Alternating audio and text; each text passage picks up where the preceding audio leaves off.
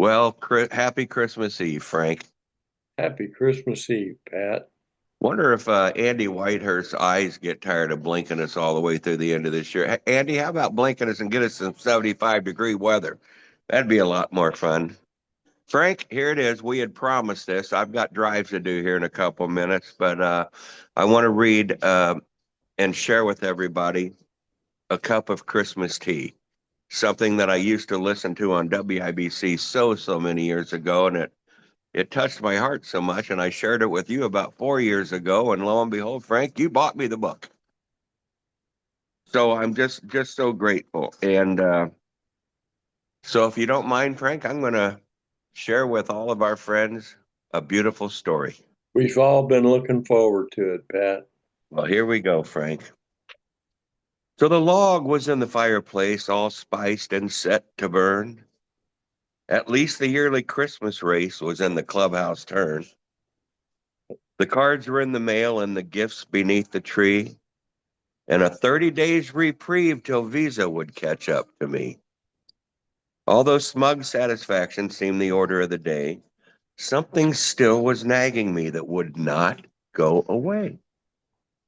A week before, I had gotten a letter from my great old aunt.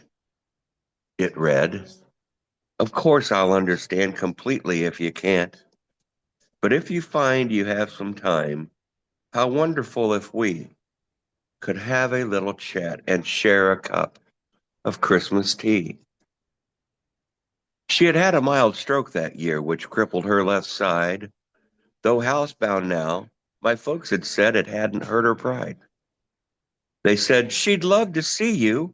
What a nice thing it would be if you would go and maybe have a cup of Christmas tea. But boy, I didn't want to go. Oh, what a bitter pill to see an old relation and how far she'd gone downhill.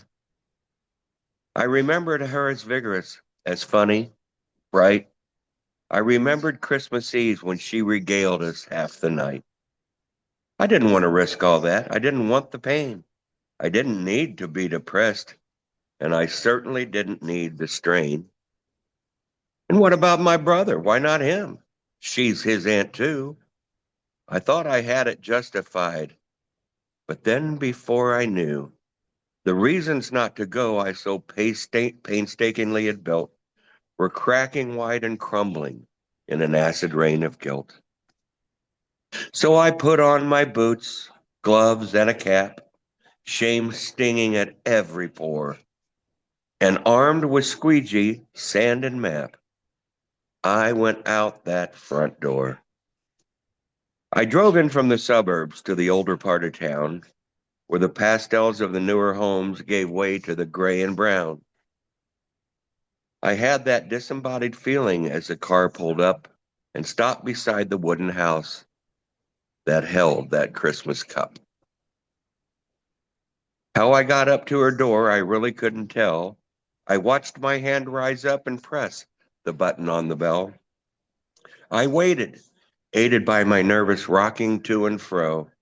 And just as I was thinking I should turn around and go, I heard the rattle of the china in the hutch against the wall, the triple beat of 2 feet and a crutch that came walking down the door. The clinking of the door latch and the sliding of the bolt and a little swollen struggle popped it open with a jolt. She stood there pale and tiny, looking fragile as an egg. I forced myself from staring at the brace that held her leg. And though her thick bifocals seemed to crack and spread her eyes, their milky and refracted depths lit up with young surprise. Come in, she laughed for the words. She took me by the hand, and all my fears dissolved away, as if by her command. We went inside, and then, before I knew how to react, before my eyes and ears and nose was Christmas past, alive and intact.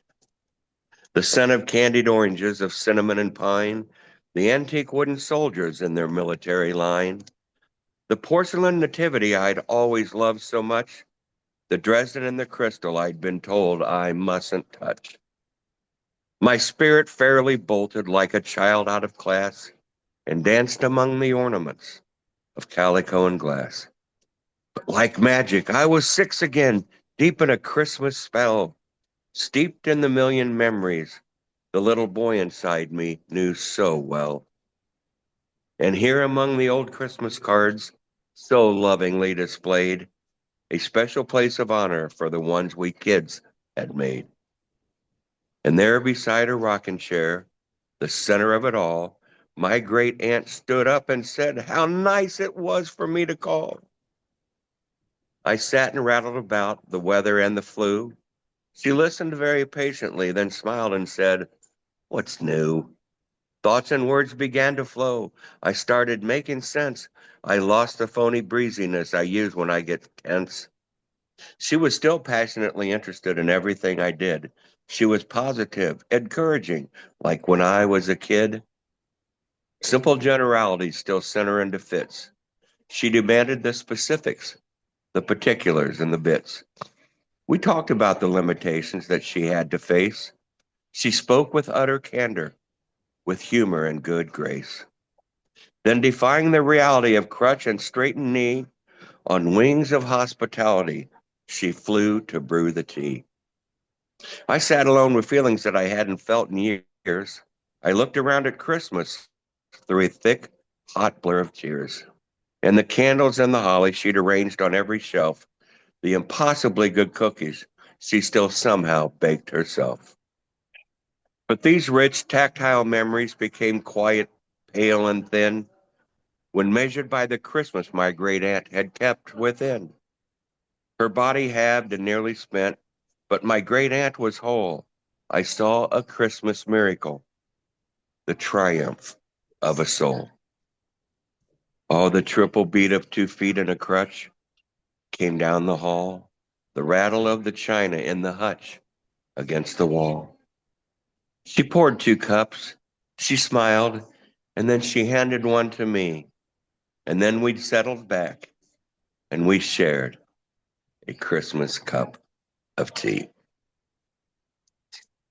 Frank, that is one beautiful story, and I love it. And it brings a lot of love and tears to your eyes, and I'm just so grateful. And I'm glad we got to share this time. I got to take off, Frank. I've got my friend over here, and I got to get him up to Noblesville to his doctor. But I love you. I love you all. Have a Merry Christmas, and Frank, if I'm not mistaken, we're going to put out a little message tomorrow, right? Yes. We are. All right. Merry Frank, I got to Christmas. go. I love you and God bless. And I'll see you in the morning. I got a lot of driving today, Frank.